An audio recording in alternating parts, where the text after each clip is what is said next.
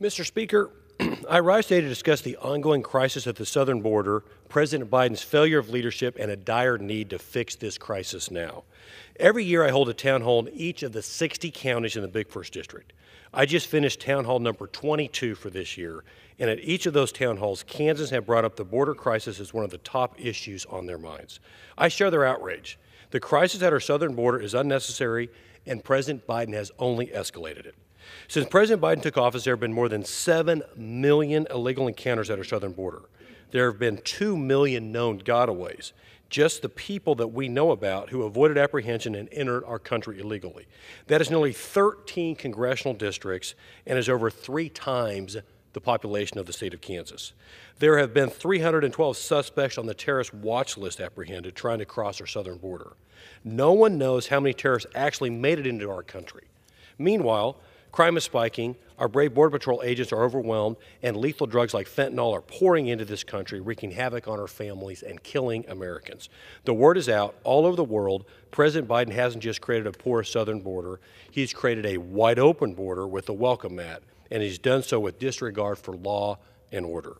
I've been to the southern border. I saw human heartbreak, scared children, overcrowded facilities, and evidence of crime committed by Mexican cartels who are making $13 billion a year smuggling people and drugs into our country. I also saw giant sections of the unfinished border wall, with the materials literally sitting there, lying in piles in the sun. Finishing the border crisis isn't rocket science. It would just take a few common sense steps. House Republicans have done our job. 8 months ago, we passed H.R. 2, the Secure the Border Act. That legislation required the Biden administration to restart construction of the southern border wall, deploy state-of-the-art technology to strengthen the border security system, ensure transparency from the Department of Homeland Security regarding illegal crossings, and increase the number of Border Patrol agents. The Secure the Border Act would also strengthen existing laws to protect children from human trafficking, terminate catch and release, end the abuse of executive immigration authority, and make critical reforms to streamline the asylum process.